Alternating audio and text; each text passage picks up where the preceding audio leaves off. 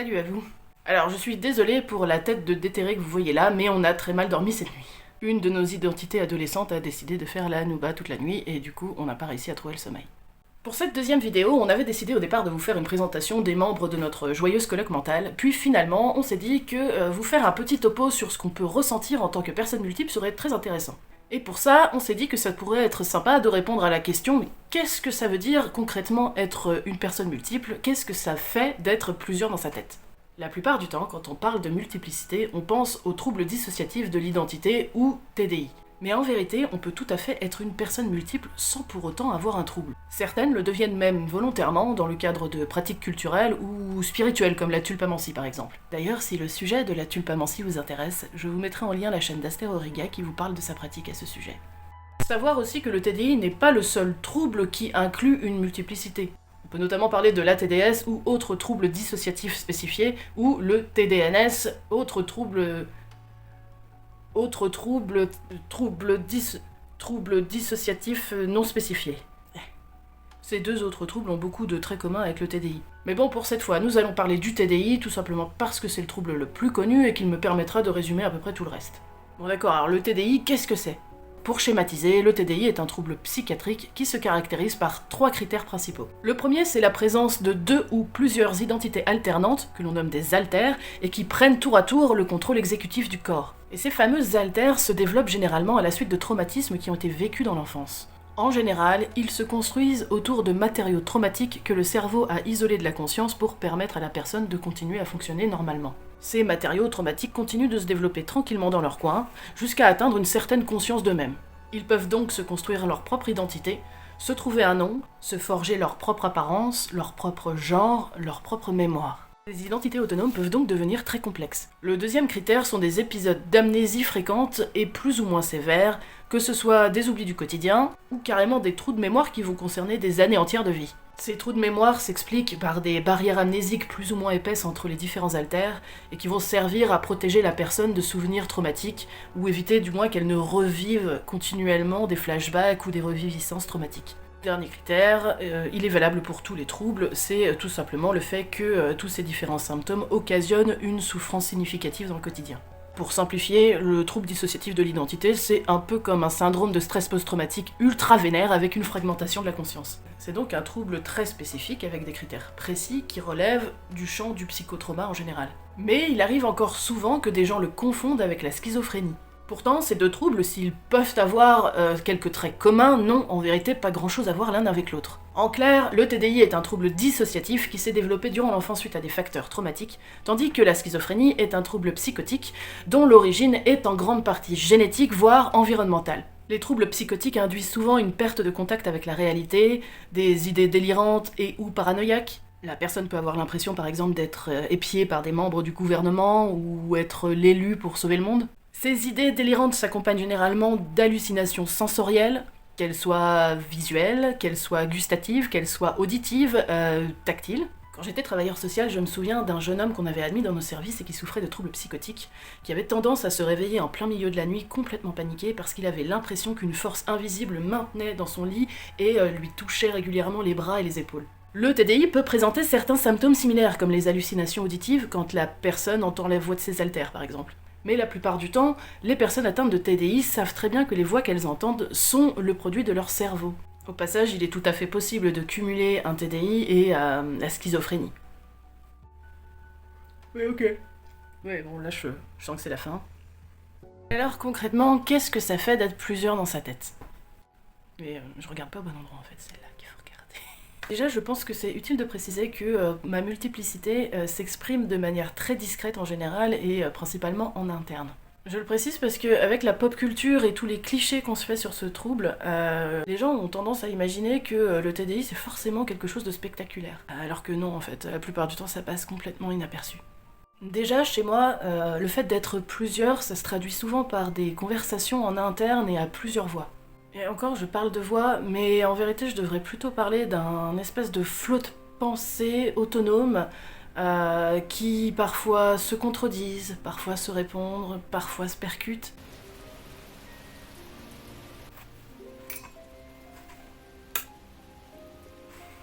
Désolée. Souvent j'entends une voix qui se met à commenter un peu tout ce que je fais, à me donner son avis, à râler, voire à me critiquer ou aussi me dire des choses gentilles. Parfois je peux entendre mon prénom éclater dans ma tête et me faire sursauter comme si quelqu'un m'avait appelé derrière. Il peut aussi m'arriver d'entendre un enfant rigoler ou quelqu'un chantonner, tout ça dans ma tête évidemment. Parfois j'entends aussi un de mes alters traumatisés me dire qu'il a peur. J'entends clairement la phrase « j'ai peur » résonner dans ma tête alors que moi je me sens bien. Je peux aussi l'entendre pleurer parfois ou crier très fort. Mais la présence des alters ne se traduit pas forcément que par des pensées intrusives ou des voix dans ma tête. Il m'arrive aussi souvent d'avoir des émotions brutes qui se déclenchent d'un coup sans que je sache pourquoi. Souvent ce sont des angoisses ou des coups de stress intenses et sans raison apparente. Mais ça peut aussi être des coups de colère, une profonde tristesse ou voire une euphorie. Souvent, ces émotions, ce sont des échos d'un ou plusieurs alters qui stressent ou revivent en boucle des traumatismes ou des flashbacks en interne et auxquels moi j'ai pas accès à cause des barrières amnésiques. Un exemple qui remonte à plusieurs mois avant que je sache pour le trouble dissociatif. On était à la maison, mon conjoint et moi, lui il était devant la télé et il regardait un épisode de L'attaque des Titans. Moi je suis juste passée derrière pour me faire un petit truc à grignoter dans la cuisine et en même temps je jetais un coup d'œil distrait à l'épisode pendant que je me faisais ma petite popote. Je suis arrivée pendant une scène où on pouvait voir un des personnages qui était plongé dans une énorme détresse après avoir vu un massacre se dérouler devant ses yeux. Et là en fait je suis restée complètement figée, mais vraiment glacée jusqu'aux os en regardant cette scène de détresse. J'ai senti une énorme angoisse monter et il a fallu que je m'isole dans la chambre pour laisser le truc s'évacuer parce que j'étais vraiment dans un état pas bien du tout. Les images de la série ont continué à tourner dans ma tête pendant des heures, et ça a duré comme ça toute la journée, et ça s'est étalé d'ailleurs sur plusieurs jours, de manière moins intense évidemment. Sur le coup, j'ai pas compris pourquoi j'avais eu une réaction aussi intense sur une scène de dessin animé, même si c'était une scène qui était dure, hein. Mais je suis quelqu'un de sensible, c'est vrai, mais là, j'ai vraiment pas compris pourquoi ça avait pris une telle ampleur chez moi. J'ai compris des mois plus tard, une fois que j'ai pris conscience de ma multiplicité, que cette émotion intense que j'ai ressentie n'était pas la mienne, mais celle d'un de mes alters traumatisés, qui s'appelle Chill, qui est d'ailleurs avec moi là en ce moment, je le sens. C'est un alter qui est extrêmement sensible à la détresse de manière globale, que ce soit celle des autres, fictif ou réel, ou même la sienne. Ce sont des émotions qu'il renvoie à un souvenir que je ne connais pas. En plus là, précisément, le personnage qu'on a vu dans la série ressemble quand même un peu à Chill. Donc je pense qu'il y a eu une espèce de phénomène de projection.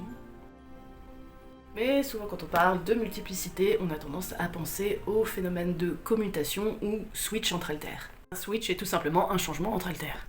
Mais si les switches font souvent l'objet d'une certaine fascination auprès des gens qui ne sont pas concernés, la réalité est souvent décevante. En effet, chez l'écrasante majorité des personnes multiples, les switches passent complètement inaperçus. Et c'est normal car le TDI est un trouble dit adaptatif, c'est-à-dire qu'il est fait pour que la personne puisse paraître la plus fonctionnelle possible. Et pour ça, mieux vaut que ça ne se voit pas. D'ailleurs, vous en avez vu plusieurs depuis le début de cette vidéo sans forcément que ça paraisse évident. Certains switches peuvent être très fluides et ne se remarquent même pas, alors que d'autres sont beaucoup plus lents et laborieux. Mais en général, ils ne sont pas flagrants. Il y a bien des différences entre nous. Par exemple, Elise ne va pas parler de la même manière qu'Ophélie, qui elle-même ne parlera pas de la même manière que Beltane, etc. Mais ces différences sont généralement assez subtiles, d'autant plus lorsque nous sommes dans des situations sociales où le but est évidemment de passer pour une seule et même personne. Les alters ont tendance à tous se caler sur le même modèle de personnalité, même s'ils sont très différents dans leurs identités, leur manière de s'exprimer, de se tenir, etc. Et c'est ce qu'on appelle le masking. Le masking est un mécanisme inconscient qui consiste à masquer le plus possible les manifestations d'un trouble pour permettre à la personne de s'intégrer au maximum. Aussi, il faut savoir que si on a tendance à parler d'alters comme des identités très complexes, en tout cas pour certaines d'entre elles, ça n'en reste pas moins avant tout des mécanismes de défense du cerveau. Ça veut dire qu'ils ont tendance à passer devant dans des conditions très particulières et généralement pour des raisons précises. Même si souvent on se demande aussi parfois ce qu'ils foutent là. Ça peut être souvent suite à des déclencheurs, donc des coups de stress ou des événements qui vont rappeler des souvenirs traumatiques et qui vont attirer devant des alters qui vont prendre en main la situation. Puis ça peut aussi être pour assurer certaines situations du quotidien, comme des événements sociaux par exemple, ou alors ça peut être, je sais pas moi, par exemple pour gérer des tâches ménagères ou de l'administratif, parce que t'as certains haltères qui sont plus ordonnés que d'autres. Ensuite, il faut savoir que les switches entre haltères ne se font pas toujours de manière très franche. Beaucoup de gens ont tendance à s'imaginer que l'haltère A va switcher entièrement avec l'haltère B, puis va revenir ensuite sur l'haltère A, le tout sans qu'aucun des haltères ne se souvienne de ce que l'autre a fait, évidemment. Sauf que souvent c'est beaucoup plus subtil que ça. Très souvent, lorsque l'un de mes haltères passe devant, eh bien moi je suis toujours là. Il peut m'arriver d'être un peu dans le vague ou de me sentir comme en pilote automatique, mais très souvent je suis toujours là et je peux agir moi aussi en même temps que l'haltère. En général dans ces moments-là, mes souvenirs sont beaucoup plus flous après. Je peux oublier beaucoup de détails de l'événement en question, ou oublier des bribes de conversation, voire carrément oublier qu'une personne était présente à ce moment-là. Pour illustrer ça, j'aime bien reprendre l'exemple d'un switch qui a eu lieu avec Beltane il y a quelques temps. C'était un matin où j'étais à la maison et pas très en forme, j'avais tendance à ruminer un peu, des pensées négatives. Puis tout d'un coup, alors que j'étais en train de scroller très mollement sur Instagram, j'ai eu une espèce d'envie subite de faire des stories un peu potaches pour m'amuser et aller partager ça avec des abonnés sur mon compte. Je me suis donc vue me lever et attraper ma raquette électrique pour faire mes pitreries sans vraiment comprendre ce qui m'arrivait tout d'un coup. J'étais tout à fait consciente de ce que je faisais, j'étais là, je voyais ce que je faisais, mais par contre j'avais vraiment cette sensation d'être complètement en pilote automatique. Sur le coup, je me suis pas posé 36 questions. Je me doutais vaguement que Beltane devait être dans le coin, mais en l'occurrence, ça me faisait rigoler, j'étais vraiment dans un état qui était pas terrible avant, donc ça avait au moins le mérite de m'avoir détendu pendant quelques minutes. Mais le revers de la médaille est arrivé juste après. Après que Beltane ait eu fini ses pitreries, il s'est chopé une grosse fringale et s'est donc dirigé vers le frigo pour se servir. Et moi, j'ai repris conscience quelques minutes plus tard, attablé devant les restes de sushi de la veille et un énorme verre de vin que je m'étais sifflé à même pas 10h du matin. Bon, j'exagère peut-être un peu, on va dire comme ça, le verre. À ce moment-là, j'ai vraiment eu l'impression de me réveiller d'un seul coup avec mon verre de vin à la main et à me poser la question de me dire mais qu'est-ce que t'es en train de foutre avec ton verre à 10h du mat? Et pourtant j'étais là. J'étais pas entièrement consciente, mais j'étais là, il y a vraiment une continuité dans ma mémoire. Les souvenirs sont flous, je me souviens vraiment pas beaucoup du moment où Beltane faisait le pitre, et encore moins du moment où il s'est servi dans le frigo, mais il y a quand même une continuité. J'ai pas eu l'impression de me dire « Ah bah mon Dieu, qu'est-ce que je fais là ?» D'un coup, c'est juste que j'ai percuté d'un seul coup ce que j'étais en train de faire, comme si on m'avait mis ça sous le nez et que c'était pas moi qui avais fait ça. Mais si la plupart du temps on a tendance à se souvenir de ce qui se passe, même si on n'a pas toujours de prise sur ce qui se passe, il peut quand même arriver à de rares occasions qu'il y ait de véritables blackouts entre deux haltères. Pour ma part, c'est quand même assez rare. La plupart du temps, ça se passe pour des petites choses du quotidien. Par exemple, Chill, qui est un haltère assez angoissé, a une espèce de passion pour les boissons chaudes et a tendance à s'en faire couler à tout moment de la journée. Parfois, d'un coup, je me retrouve avec un énorme bol de café entre les mains et j'ai aucun souvenir de l'avoir préparé, fait couler, tout ça. Parfois c'est pénible parce qu'il essaye de m'en faire couler au moins 7 ou 8 par jour. Et beaucoup plus rarement, il peut m'arriver d'avoir des blackouts beaucoup plus inquiétants. Par exemple, il y a plusieurs années, à une époque où j'allais pas très bien non plus, je vivais à Paris en ce temps-là et je me suis retrouvée en fin d'après-midi, d'un coup, à me réveiller au beau milieu d'un festival de quartier dans la banlieue sans trop savoir où j'étais ni comment j'avais atterri ici. Quand je dis que je me suis réveillée, par exemple, j'ai juste repris conscience, c'est-à-dire que j'étais debout, ouais, j'étais en train d'agir, mais d'un coup, en fait, ma conscience s'est réveillée en plein milieu de ce festival, et j'avais aucun souvenir de comment j'étais arrivée ici. Alors, j'ai de la chance parce qu'il ne m'est jamais rien arrivé de grave, mais j'avoue que ces rares épisodes, parce que ça m'est pas arrivé souvent quand même, sont quand même assez effrayants quand ça se passe. Après, certains switches sont parfois effectivement plus visibles que d'autres. C'est le cas par exemple quand je me fais agresser, ou lorsque je me fais engueuler par quelqu'un, soit parce que un haltère... C'est la tempête.